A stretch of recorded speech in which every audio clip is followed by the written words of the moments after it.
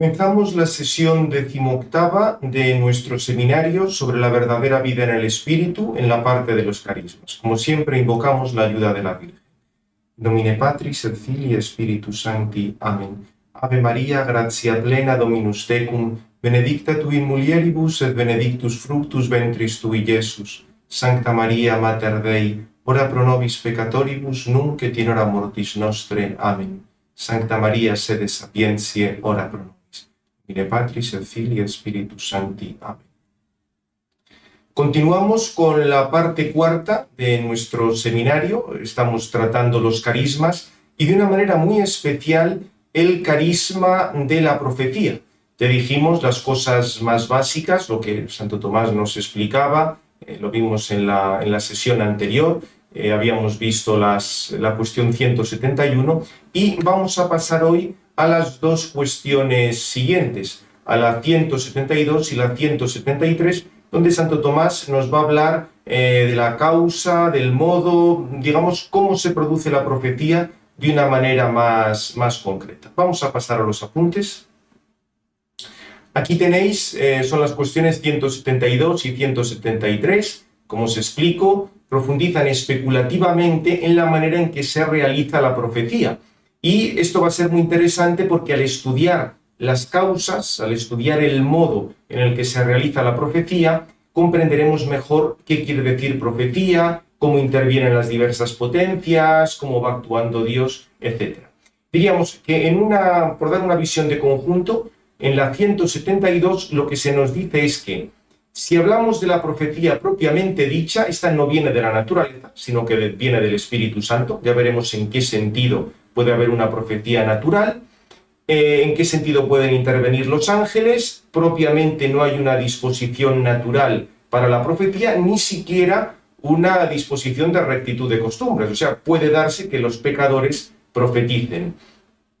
Y respecto a la posible intervención de los demonios, Santo Tomás acepta que, esto está en la Escritura, a veces alguna profecía viene de los demonios e incluso puede contener algunas verdades, aunque ya veremos que de una manera limitadísima. En la 173, respecto al modo del conocimiento profético, va a insistir en que los profetas no ven la esencia de Dios. Ese será el caso del rapto, que estudiará más adelante y es un caso del todo especial, sino más bien que por parte de Dios hay una impresión tanto de semejanzas como de una especial luz, de algo que permite juzgar esas semejanzas. En el proceso de la profecía ya veremos cómo tenemos que hablar de una abstracción respecto a los sentidos y también que no siempre los profetas van a conocer explícitamente que están profetizando.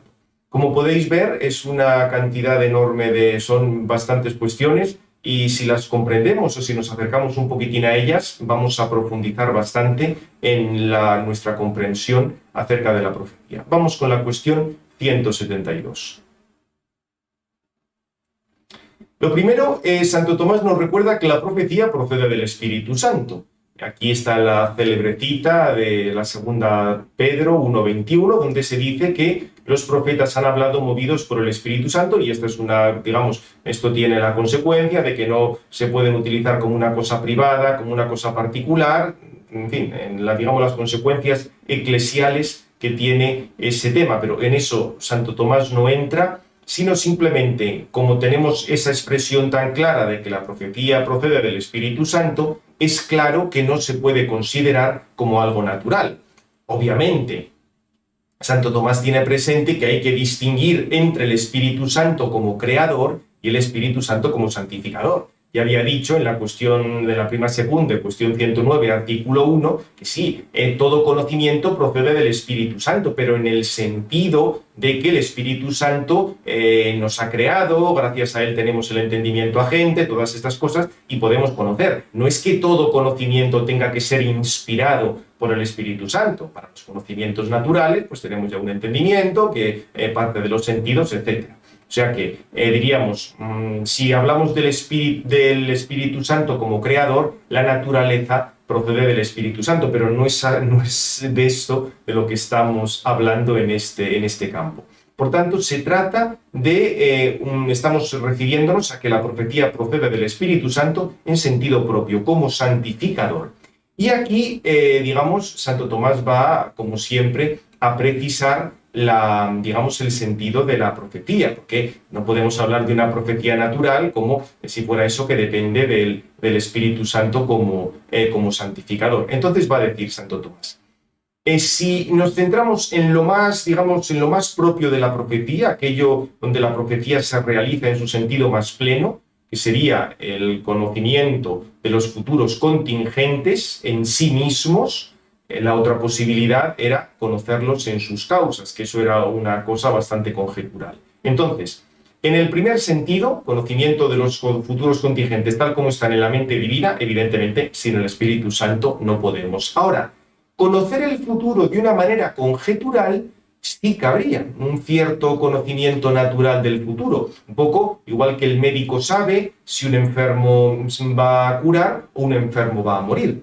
Diríamos, ahí el médico está conociendo el futuro, solo que obviamente es un conocimiento muy conjetural. Aquí Santo Tomás recuerda que algunos platónicos decían que el alma tenía un poder adivinatorio si no estaba muy mezclado con el cuerpo, porque como diríamos todo depende de las ideas, si el alma se separa del cuerpo, conoce mejor las ideas y entonces pues incluso podría conocer el futuro, pero Santo Tomás dice que eso no se puede aceptar. Dice, más bien lo que sucede en muchos casos de futuros contingentes, que no es que, diríamos, sean completamente necesarios, pero se repiten bastante, la experiencia permite conocer lo que va a suceder. Un poco el caso del médico que sabe si el enfermo va a morir o se va a curar. Evidentemente es una cosa muy contingente, porque puede ser que prediga una cosa y luego suceda otra, pero diríamos un cierto conocimiento del futuro podría darse.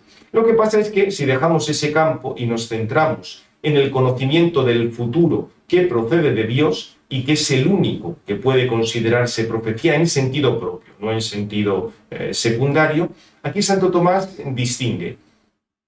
Diríamos, en el conocimiento divino caben toda clase de acontecimientos y es un conocimiento infalible, mientras que el conocimiento natural se extiende solo a algunos a los que llega la experiencia humana, como el caso de lo del médico.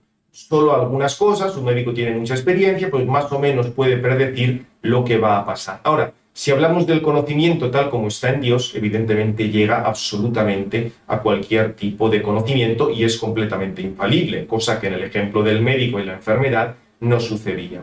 Y por otra parte, el conocimiento divino del futuro tiene una verdad inmutable. Lo que Dios sabe que va a pasar, ya hemos dicho que va a suceder sin que eso elimine ni la libertad ni la contingencia. Mientras que estas predicciones de tipo humano, no solo, como hemos dicho antes, es que estén muy limitadas en su campo, sino que además está sometido a error, cosa que no sucede con el conocimiento divino. Con lo cual, como veis, aquí lo que está diciendo es que la profecía tiene que venir del Espíritu Santo si es profecía en sentido propio. Digamos, una profecía natural o una previsión natural del futuro es mucho más incierta y reservada solo a, digamos, a campos mucho más limitados.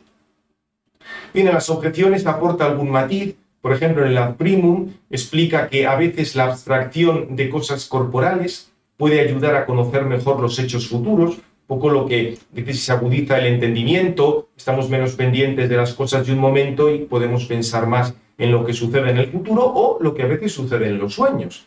A veces en los sueños se acierta lo que va a suceder en el futuro porque estamos como separados, por así decir, de la vorágine de sensaciones que vamos recibiendo, y eso permite que determinadas cosas que hemos captado pues se ordenen un poco mejor y nos lleven a la conclusión de algo que va a suceder. No es que sea lo más habitual, pero Santo Tomás lo presenta como una posibilidad. También podría ser que interviniera un ángel, y del tema de los ángeles y la profecía nos va a hablar después. Incluso habla de que los animales predicen acontecimientos futuros mediante la fantasía. En su época tenían claro que a veces lluvias o terremotos eran anticipados por los animales. Esto todavía hoy lo seguimos sabiendo, y a veces incluso para predecir terremotos hay a veces que los animales como se dan cuenta de que algo va a pasar. Santo Tomás alude que aquí la fantasía de los animales, cuando que puede percibir determinadas cosas, ordenarlas de otro modo, les puede llevar a unas ciertas impresiones, de modo que conozcan mejor que el ser humano. Y en ese sentido puedan ver que ya es alguna cosa que está anticipando el terremoto y ya se ponen nerviosos porque se dan cuenta de que va a haber un terremoto. Ahí, digamos, para esto intervendría la facultad de la fantasía, tal como lo entiende Santo Tomás. Y por otra parte, recuerda, en el Ad Quartum, recuerda que hay algún tipo de profecía en la antigüedad que se dio para regular el culto divino, cómo debía realizarse el culto divino, y obviamente esa profecía sí que requería la gracia, sí que tenía que intervenir el Espíritu Santo como santificador. Bien, dicho esto sobre la relación de la profecía y el Espíritu Santo, pasa inmediatamente a hablar de los ángeles en la profecía. Y aquí la idea de fondo, bueno, el autor que está interviniendo de fondo, como tantas otras veces, es el pseudo Dionisio, al quien sigue mucho, que hablaba del influjo de los ángeles en la profecía, y la idea de fondo es la noción de orden que hay en las cosas que proceden de Dios. Entonces, igual que los ángeles intervienen en el gobierno del mundo, esto fijaos que es una cosa curiosa, porque para Santo Tomás, esto lo tomaba de Aristóteles, el movimiento perpetuo de las esferas, como era un movimiento continuo y perfectamente uniforme, tenía que depender de una inteligencia. Entonces, diríamos, el tema de los ángeles o las sustancias separadas en el mundo aristotélico y más todavía en el universo de Santo Tomás era enorme, era un influjo muy grande. Evidentemente sabemos hoy nosotros que eso no es así, pero el principio de que los ángeles pueden intervenir en nuestra vida, eso está en la misma fe de la Iglesia. La idea del ángel custodio viene de ahí y esto está arraigado en la tradición cristiana más antigua. Por eso, como os digo aquí, no es nada extraño que también los ángeles puedan intervenir en nuestro conocimiento y que ahí iluminaciones que nos quiere dar Dios vengan a través de revelaciones o iluminaciones que realizan los ángeles. Santo Tomás aquí va a distinguir cosas, porque luego sí, ciertamente la caridad viene inmediatamente de Dios, pero la profecía es distinta. La profecía tiene que ver con una perfección del entendimiento y ahí los ángeles pueden intermediar, es decir, de alguna manera porque son capaces de iluminar el entendimiento humano. También en el Ad Secundum va a recordar que la profecía es una gracia gratis data. Ciertamente, el Espíritu Santo es el principio primero, pero también podría realizarse por ministerio de los ángeles y en ese caso su actuación sería meramente instrumental. O sea, seguiría dependiendo del Espíritu Santo, pero los ángeles colaborarían pues, para transmitir a lo mejor alguna iluminación, algún conocimiento, eso ya habría que ver en cada caso. Con lo cual, como veis, en la profecía puede darse el caso de que influyan los ángeles.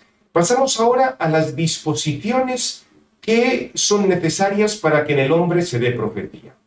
Ante todo, se pregunta si hay algún tipo de disposición natural para la profecía. Y aquí parte de San Gregorio Magno, que citando la Escritura dice que quien suscita a los profetas es Dios. No es que, digamos, haya una predisposición genética para que alguien sea profeta. Algo dirá de las disposiciones previas, pero el suscitar profetas es algo que depende de Dios.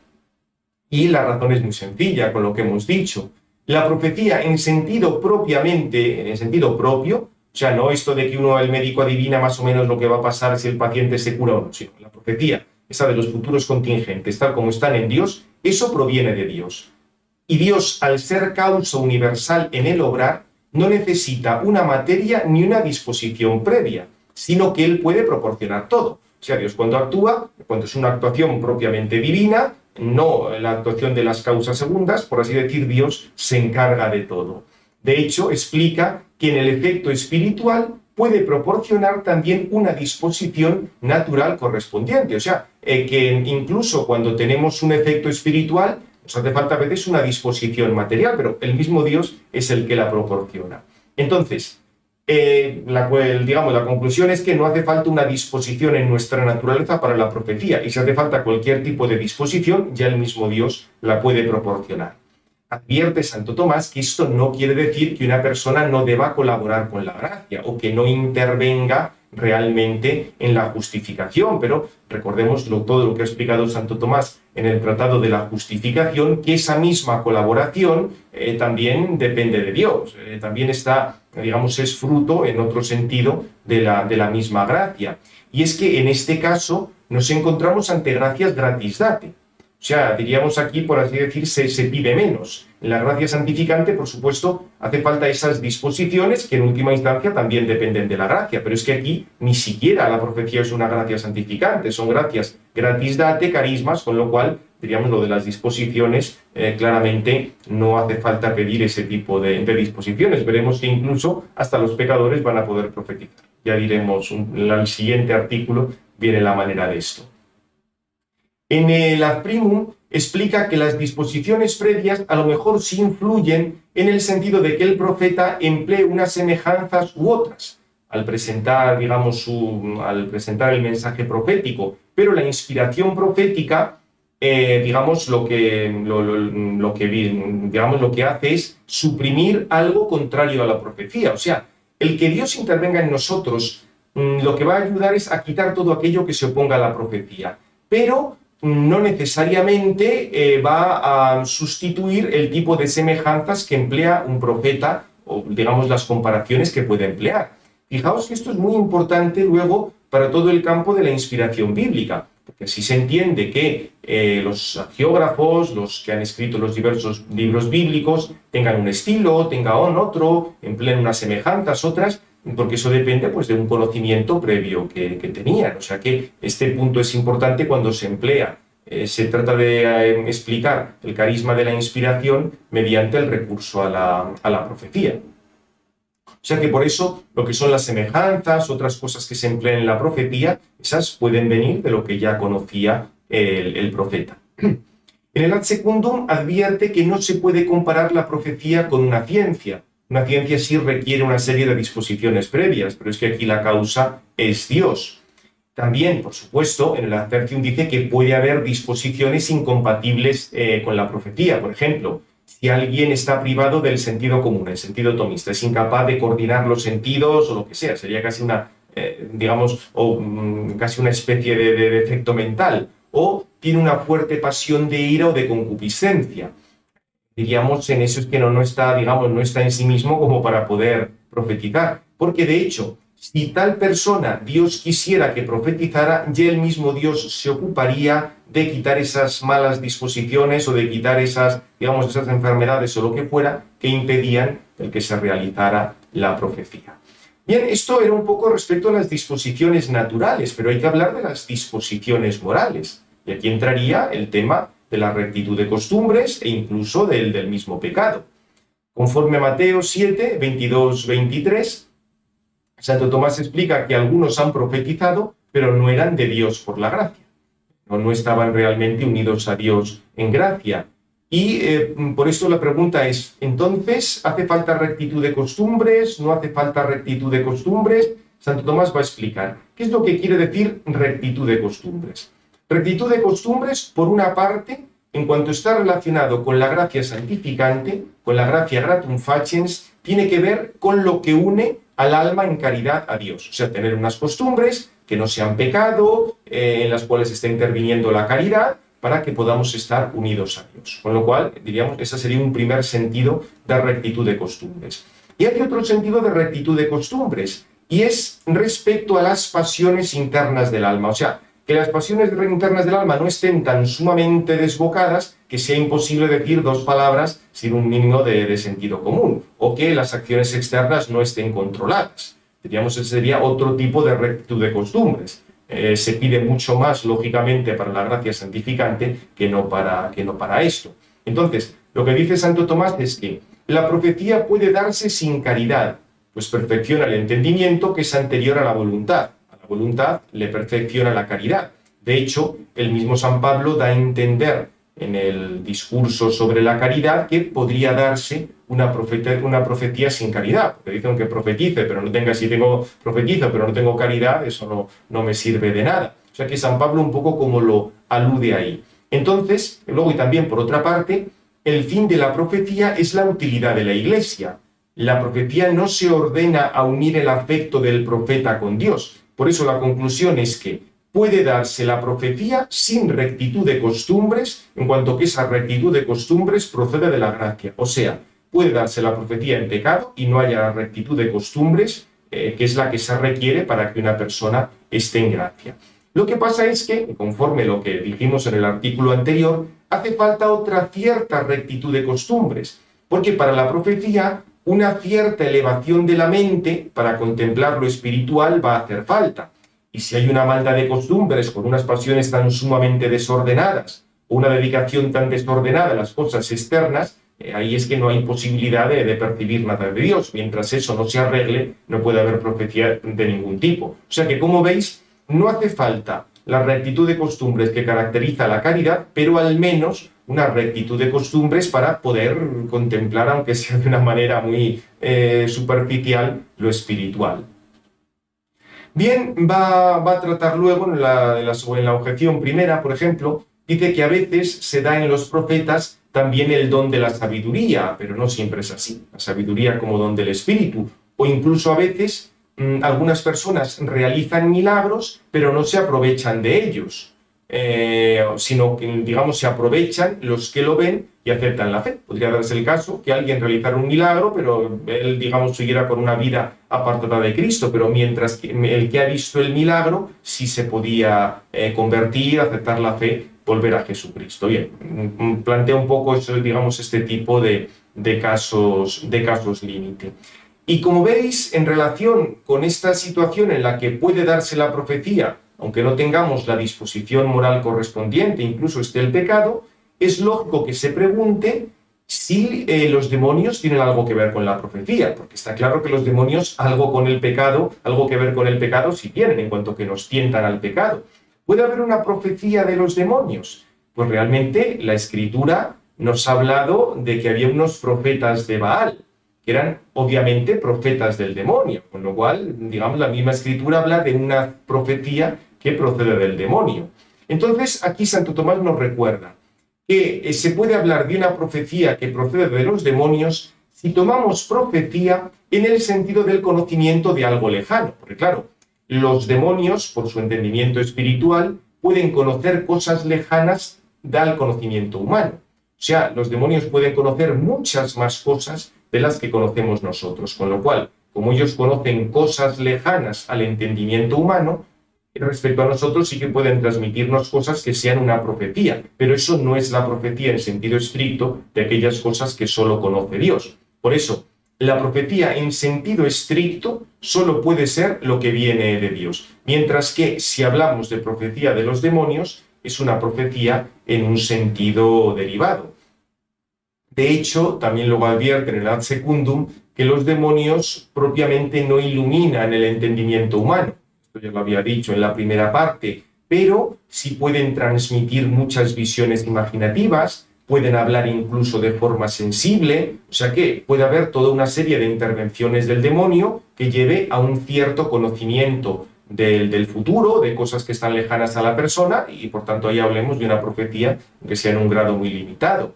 Por otra parte, también dice que una de las características de la profecía de los demonios es que van a contener cosas falsas, lógicamente. Diríamos, el demonio lo que quiere es engañarnos, por eso en esa profecía puede que haya cosas verdaderas y que haya cosas falsas. Por eso luego el artículo sexto se va a preguntar precisamente eso, sobre la verdad o falsedad que se puede dar en la profecía de los demonios. Aquí parte de la historia de Balaam, ese profeta tan misterioso del libro de los Números 22 que profetiza contra Israel. Ahí vemos cómo un profeta del demonio predijo algunas cosas verdaderas. Y en el Ad Primum va a volver otra vez al caso ese de Balaam. La razón de fondo es que, claro, Santo Tomás se da cuenta, esto ya venía de San Agustín, que no existe un mal absoluto. O sea, no hay nada que esté completa y absolutamente privado de bien. Y por tanto no hay nada que esté completa y absolutamente privado de verdad.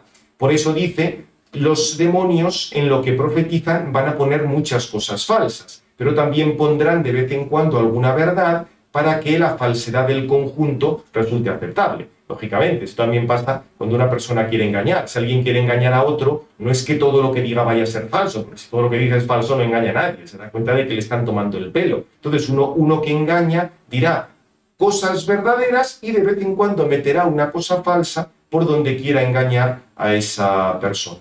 Con lo cual, los demonios pasa lo mismo. dirán muchas cosas falsas, pero también meterán alguna verdadera para así convencer y engañar.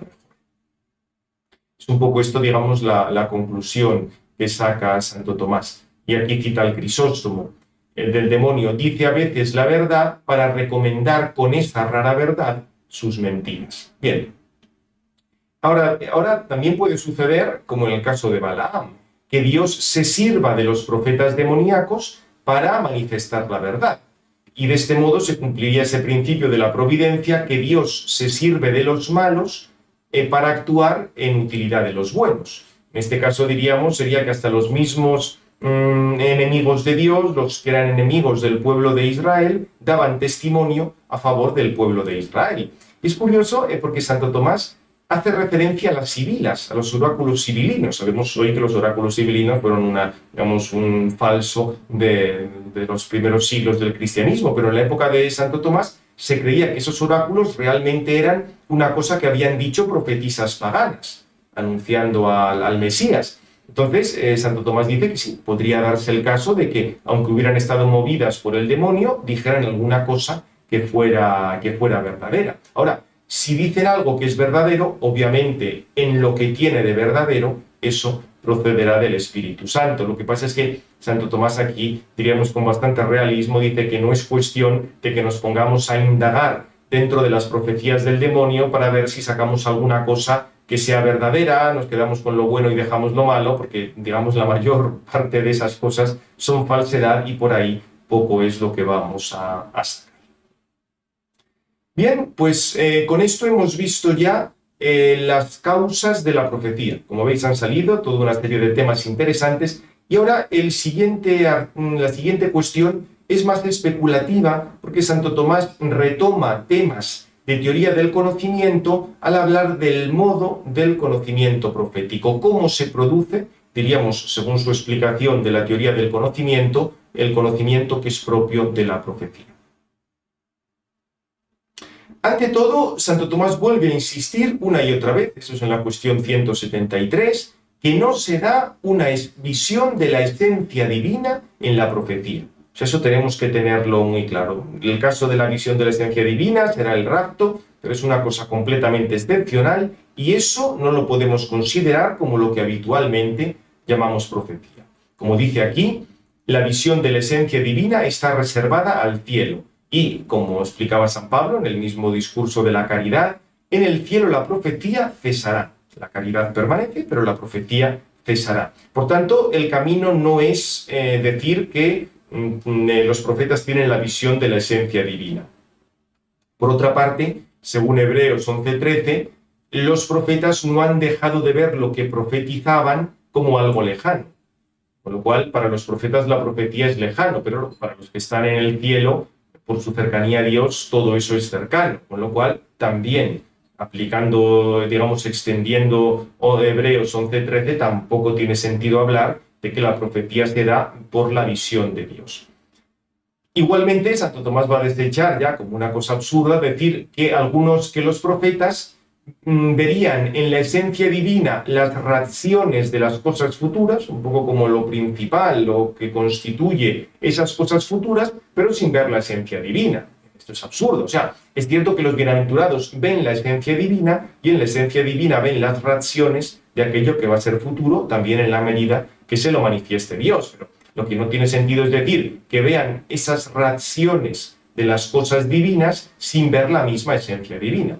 Repito, aquí las reacciones sería un poco como las representaciones o lo más importante, lo que da forma a algo que va a suceder en el futuro y que al contemplar la esencia divina también Dios puede comunicar, también Dios puede transmitir eso. Pero si no se está viendo la esencia divina, como veis, esta manera de explicar la profecía no explica absolutamente nada. Aquí hay que recordar, remito a lo que dice Santo Tomás en la cuestión 12 de la primera parte, donde habla de la visión de la esencia divina. Santo Tomás explica que la visión, sobre todo, es esa unión con Dios, como si fuera el concepto, la especie expresa de nuestro conocimiento, y se contempla a Dios así cara a cara, y en esa contemplación de Dios se pueden conocer más o menos cosas también Dios según la revele más o menos, pero el punto de partida es que estemos unidos a Dios en la visión beatífica, en la visión de Dios, o sea, que Dios haga de concepto de nuestro entendimiento, y obviamente eso, en el caso del profeta, no sucede. Por eso, el camino por el que hay que andar, es el que va a desarrollar Santo Tomás, es que más bien el profeta conoce lo que va a suceder en ciertas semejanzas infundidas por la ilustración de la luz divina. Santo Tomás aquí nos explicará más adelante que Dios puede infundir semejanzas, otras veces simplemente partirá de las semejanzas, de las imágenes que ya hay en el profeta, y va a dar una nueva luz para comprenderlas mejor y así poder conocer lo que va a suceder en el futuro. En ese sentido, tales semejanzas serían como un espejo que refleja algunos elementos de la presciencia de Dios. Dios ve todo esto en su eternidad y es capaz de comunicar algunas semejanzas a los profetas, con lo cual no se da una visión de la esencia divina, sino más bien es una infusión de semejanzas o una infusión de una nueva luz, de una nueva manera de comprender, por decirlo de algún modo.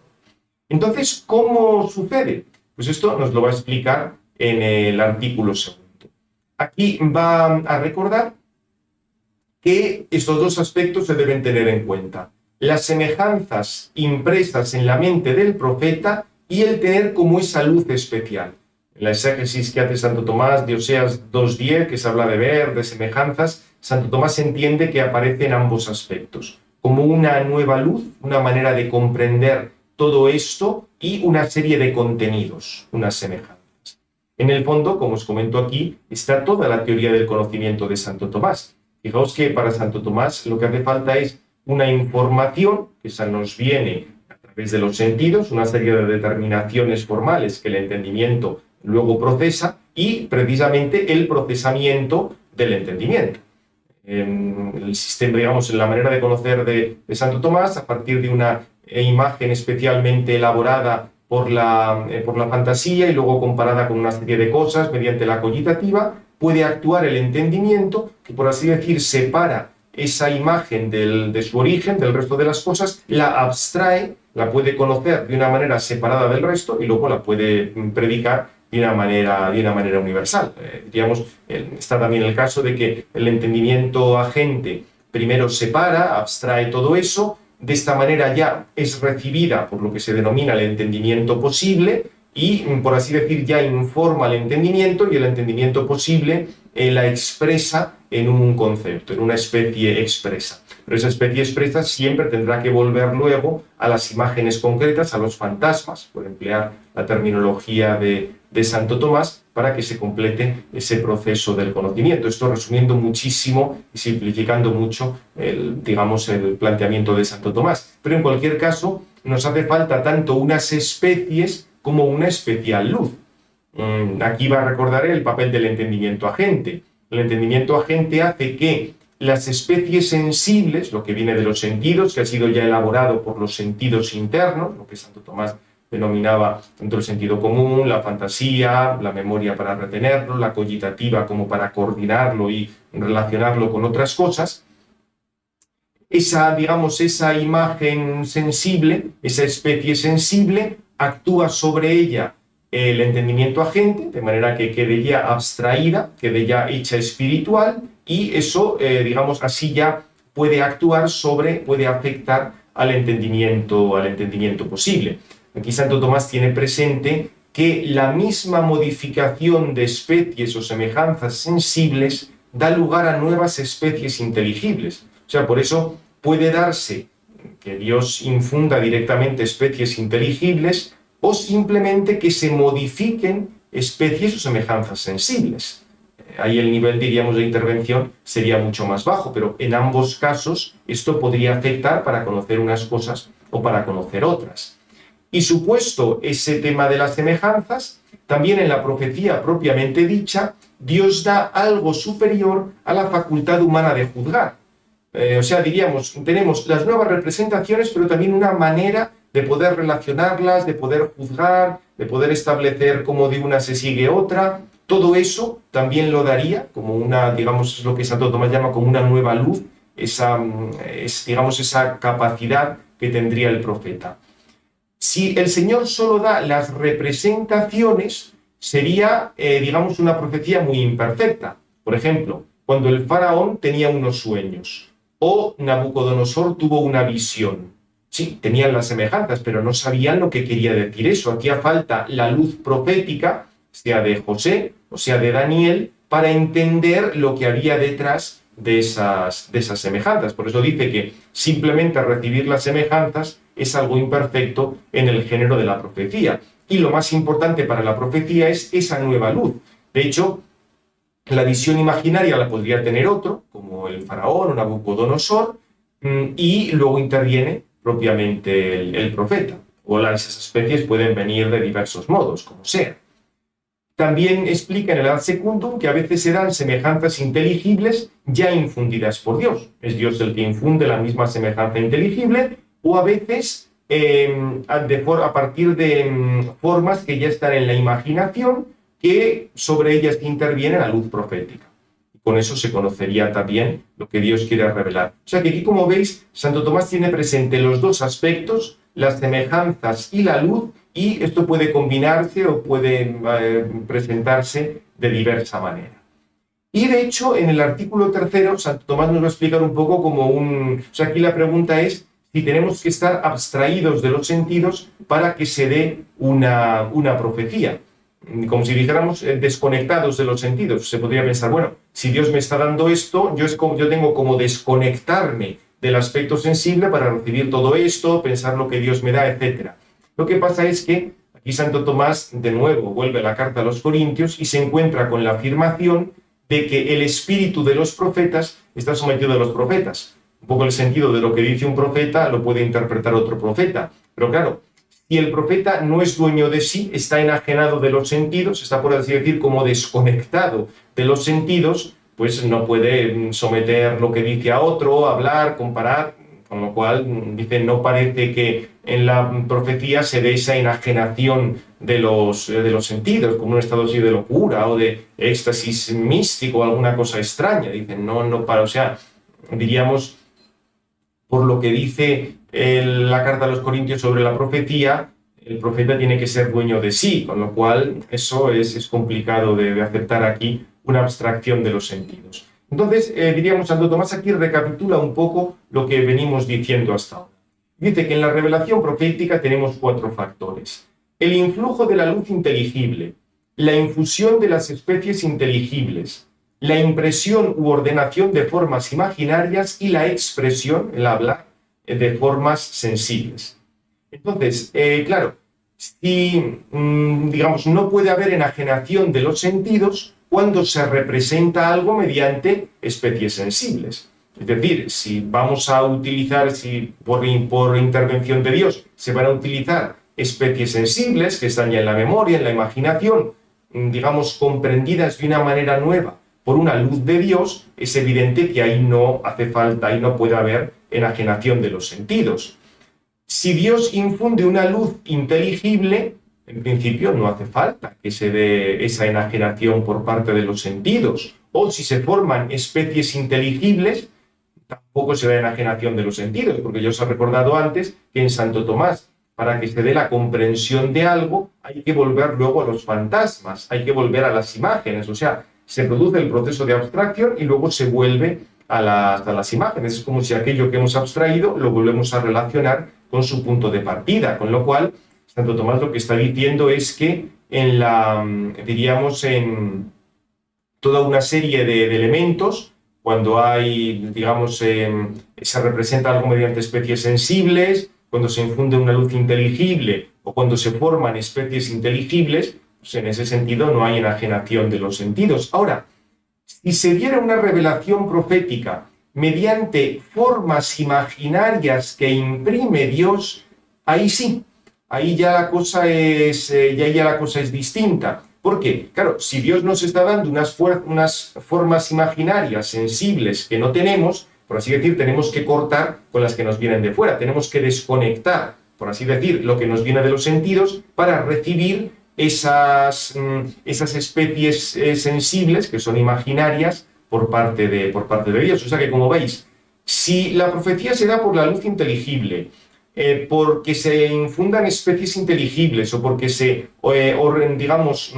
parta de formas sensibles que ya tenemos, ahí no debe haber enajenación de los sentidos. Pero si recibimos una impresión o una nueva ordenación de formas imaginarias, ahí sí que, por lo menos en ese punto, tenemos que cortar, tenemos que desconectar de lo que viene de los sentidos. Dice que esto a veces se da de una manera imperfecta. Por ejemplo, se está recibiendo imágenes de los sentidos y al mismo tiempo imágenes proféticas, aunque la cosa se puede liar ahí un poco. Por eso dice que eso sería imperfecto, porque recibir formas imaginarias, ordenarlas de una manera profética, requeriría estar abstraído de los sentidos para que, esa vía de entrada de lo sensible esté reservada para lo que nos trae Dios. En cualquier caso, lo que dice Santo Tomás es que cuando se dé ese tipo de profecía, del número 3, no se va a dar como cuando alguien está loco o hay un desorden de la naturaleza, sino que se dará de una manera ordenada. Santo Tomás dice en el sueño, por eso es normal que haya habido muchas profecías de este tipo en el sueño. En el sueño los sentidos están pausados, no estás recibiendo cosas de los sentidos exteriores y es un momento muy adecuado para que se dé esa profecía por la impresión o infusión de formas originarias, o en algún tipo de rapto místico, en algún tipo de, separación, abstracción de los sentidos, una experiencia espiritual en la que uno esté abstraído de los sentidos. Incluso Santo Tomás dirá, pero eso lo veremos más adelante, que en los escasísimos situaciones en los que pueda haber habido una visión de Dios momentánea, tiene que haberse dado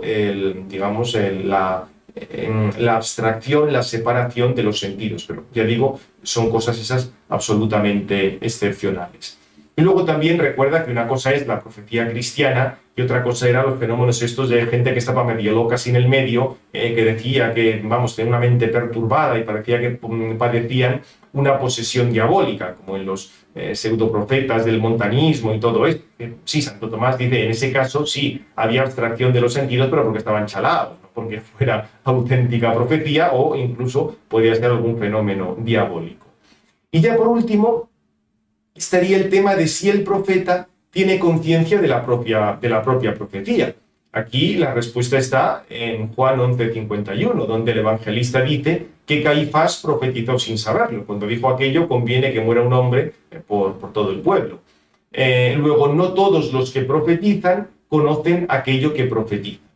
Entonces aquí Santo Tomás recuerda que la mente del profeta es movida como un instrumento deficiente respecto a la gente principal. O sea, la mente del profeta siempre va a ser un instrumento muy, muy pequeñito respecto a toda la grandeza de Dios que comunica la verdad. Entonces, en la mente del profeta hay varias cosas. Aprender algo, decir algo y realizar algo. Realizar algo sobre todo como signo profético.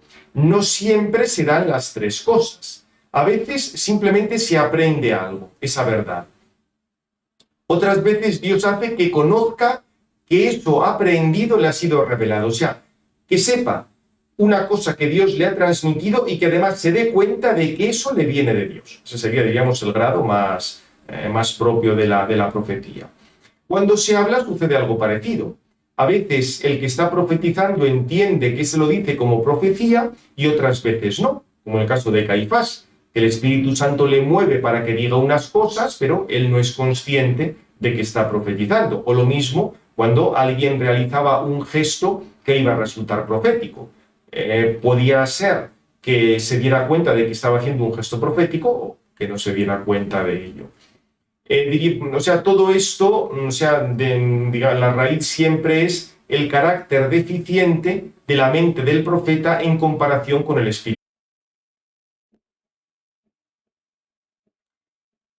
Por tanto, no siempre conoce perfectamente si sus visiones, sus palabras o sus actos proceden del Espíritu Santo. Diríamos, ahí es donde pueden darse esos problemas y, por tanto, la limitación de la profecía. Bien, pues vamos a terminar ya esta sesión, donde hemos hablado de las causas y modos de la profecía. Continuaremos, todavía Santo Tomás explica más cosas de la profecía y de otros carismas que veremos en el próximo día. Terminamos ya. Gloria al Padre, al Hijo y al Espíritu Santo, como era en el principio, ahora y siempre, por los siglos de los siglos. Amén. Sagrado Corazón de Jesús, en vos confío, en nombre del Padre, y del Hijo y del Espíritu.